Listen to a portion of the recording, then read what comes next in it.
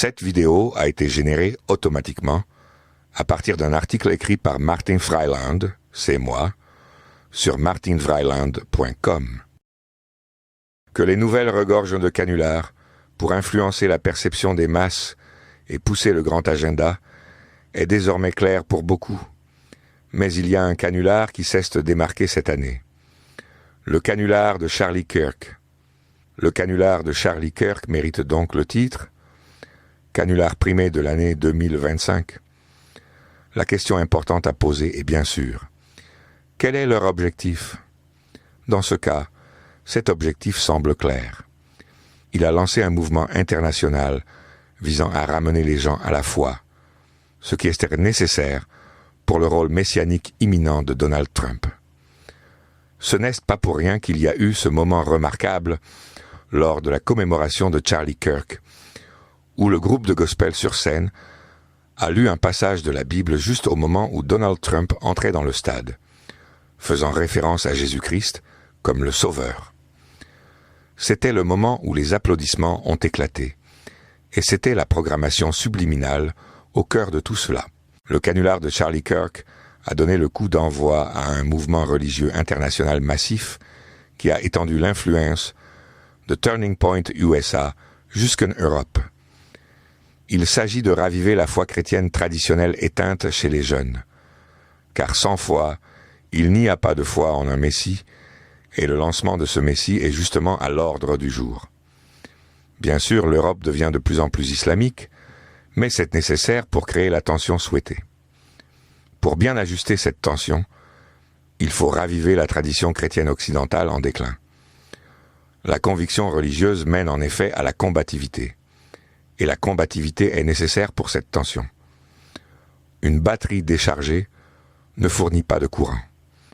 La raison pour laquelle le canular de Charlie Kirk était le canular le plus clair de l'année 2025 est en fait très simple. Il est filmé. Dans l'article sur mon site web, vous pouvez trouver la vidéo qui montre clairement que Charlie Kirk n'a pas été abattu d'une balle dans la nuque, mais qu'une charge explosive a été utilisée. Une charge explosive est un réservoir sous pression contenant du faux sang qui est caché sous un masque en silicone via un petit tuyau. Vous pouvez voir un exemple de cela dans cette vidéo. Au moment où le son du tir est audible, vous pouvez voir le visage de Charlie Kirk gonflé comme un ballon. C'est particulièrement visible au ralenti. Il y a encore beaucoup d'autres éléments remarquables, mais le plus important est que le tube en plastique reliant la charge explosive au réservoir sous pression est clairement visible. De plus, vous pouvez voir que les agents de sécurité ne sont pas choqués, mais qu'ils se précipitent derrière la table où se trouvait Charlie. En zoomant, vous pouvez voir un agent de sécurité détacher la charge explosive. Il y a probablement un connecteur qui reliait le petit tuyau à la charge explosive une fois que Charlie Kirk était sur scène. Ce n'est pas de la spéculation. C'est clairement visible pour quiconque prend vraiment le temps de regarder attentivement la vidéo.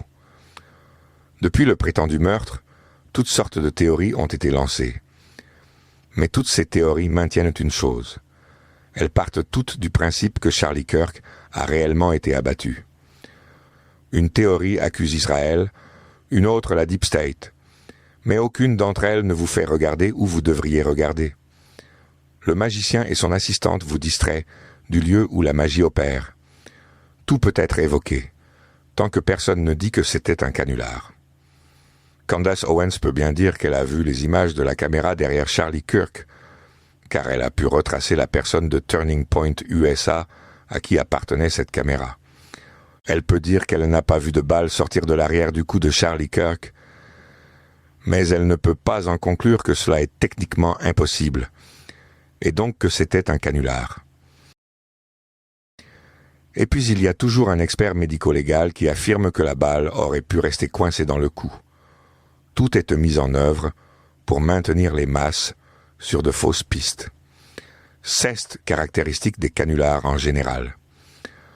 Le système contrôle les algorithmes et les influenceurs chargés de maintenir le récit.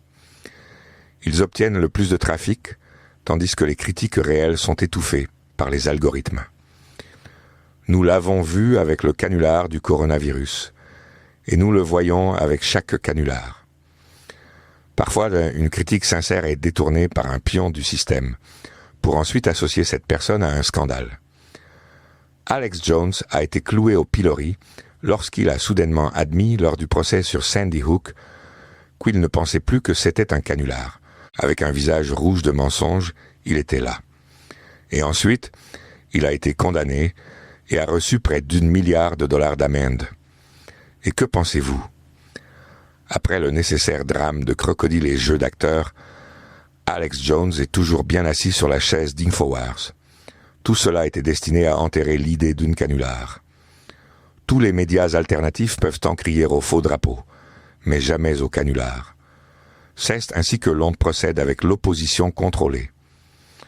Celui qui ose et maintient son point de vue est contrecarré par les algorithmes, se retrouve avec une armée de réseaux sociaux sur le dos, qui vont insulter et dénigrer, et est attaqué par la dialectique héristique et le déploiement massif de bots.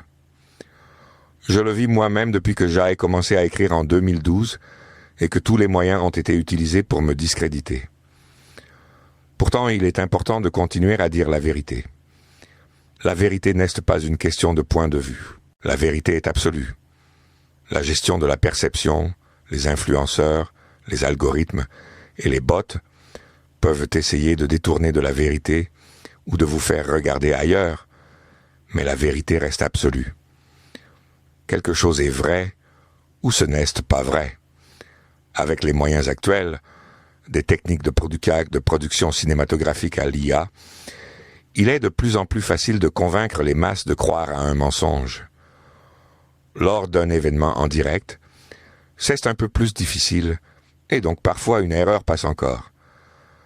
La tentative d'assassinat de Charlie Kirk était l'une de ces erreurs. Ce n'était pas une tentative d'assassinat. Charlie Kirk est toujours en vie. Charlie Kirk n'était qu'un acteur principal dont le meurtre a été mis en scène avec un squib.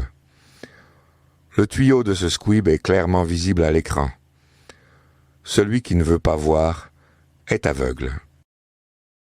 D'accord, c'était tout pour aujourd'hui.